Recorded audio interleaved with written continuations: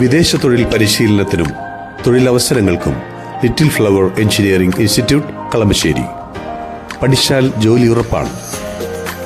ഉത്തർപ്രദേശിൽ സമാജ്വാദി പാർട്ടി കോൺഗ്രസ് ബന്ധം മുലയുമെന്നും സമാജ്വാദി പാർട്ടി അംഗങ്ങൾ ഭീതി കൊണ്ട് BJPയിലേക്ക് ചേരുമെന്നുമൊക്കെ കഴിഞ്ഞ കുറേ നാളുകളായി ഗോദി മീഡിയകൾ തട്ടിവിടുകയാണ്. ഒടുവിൽ സംഭവിച്ചത് ലോക്സഭാ തെരഞ്ഞെടുപ്പിൽ BJP കാത്തിരുന്ന ഏറ്റവും വലിയ തോൽവിയായിരുന്നു. 2014 71 സീറ്റുകളും 2019 62 നേടിയെടുത്ത BJP എങ്ങനെ പോയാലും 50 സീറ്റിൽ കൂടുതൽ നേടിയെടുത്തുകൊണ്ട് ഉത്തർപ്രദേശിലെ ഏറ്റവും വലിയ രാഷ്ട്രീയ പാർട്ടി തന്നെയാണ് തങ്ങളെന്ന് തെളിയിക്കും എന്ന് വിചാരിച്ചു. പക്ഷേ അതിന് വിപരീതമായി 2024 അവർക്ക് കാത്തുവച്ചത് വൻ കെണിയായിരുന്നു. സർവ്വ നേതാക്കളും പരാജിതരായി. ഇതിൽ എടുത്തു പറയേണ്ടത് സുൽത്താൻപൂരിൽ മേനകാ ഗാന്ധിയുടെ പരാജയം തന്നെയാണ്. മേനകാ ഗാന്ധി, സ്മൃതി ഇറാനി തുടങ്ങിയ പല BJP നേതാക്കളും പരാജിതരായി. മേനകാ ഗാന്ധി ഇതുവരെയും വ്യക്തമായി BJP നേതൃത്വത്തിനെതിരെ പരസ്യമായി തിരിഞ്ഞിട്ടില്ലെങ്കിലും മകൻ വരുൺ ഗാന്ധി നേരത്തെ തന്നെ പുറത്തു ചാടിയ വ്യക്തിയാണ്. അദ്ദേഹം നിഷ്പക്ഷ നിലപാടുകൾ സ്വീകരിക്കുന്നുണ്ടെങ്കിലും തെരഞ്ഞെടുപ്പ് സമയത്ത് കോൺഗ്രസിലേക്കോ സമാജ്വാദി പാർട്ടിയിലേക്കോ ചേക്കേറാനുള്ള സാധ്യതയുമുണ്ട്. കേശവ് പ്രസാദ് മൗര്യ അടക്കമുള്ള പ്രധാനികളായ നേതാക്കൾക്ക് ഇപ്പോഴും പല കാര്യങ്ങളിലും യോഗിയുമായി അഭിപ്രായ വ്യത്യാസമുണ്ട് എന്നുള്ള കാര്യത്തിൽ സംശയമൊന്നുമില്ല.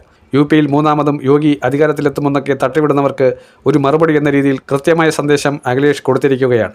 2027 തെരഞ്ഞെടുപ്പ് സമാജ്വാദി പാർട്ടിക്കുള്ളതാണെന്നും 2012 ആവർത്തിക്കുമെന്നും ചരിത്രത്തിലെ ഏറ്റവും മികച്ച വോട്ട് ഷെയറോടുകൂടി കേവല ഭൂരിപക്ഷം തികയ്ക്കുമെന്നും BJP 2ാം സ്ഥാനത്താകുമെന്നും ഉറപ്പാണ്. നഗീന മണ്ഡലത്തിൽ നിന്നുള്ള MP ആണ് ചന്ദ്രശേഖർ ആസാദ്. ബഹുജൻ സമാജ് പാർട്ടിയുടെയൊക്കെ വോട്ട് ഷെയർ ഒരു പരിധിവരെ നഗീന മണ്ഡലത്തിൽ ഏകീകരിച്ചു എന്ന വിശ്വാസമാണ് ചന്ദ്രശേഖർ ആസാദ് ഉൾപ്പെടെ പ്രകടിപ്പിക്കുന്നത്. UP പിടിച്ചാൽ അത് BJPക്ക് കിട്ടാവുന്ന ഏറ്റവും വലിയ തിരിച്ചടിയാണ്. ഉത്തരാഖണ്ഡും അതുപോലെ തന്നെ ഗോവയുമൊക്കെ 2027 തുടക്കത്തിലെ നിയമസഭാ തെരഞ്ഞെടുപ്പിലേക്ക് പോകുന്നുണ്ടെങ്കിലും എല്ലാവരും കാത്തിരിക്കുന്നത് UPയിൽ എന്ത് സംഭവിച്ചു എന്നുള്ളതാണ്. 25 കോടി ജനതയുള്ള ബ്രസീലിനേക്കാൾ വലിയ ഒരു ജനസംഖ്യയുള്ള ഒരു സ്റ്റേറ്റ്.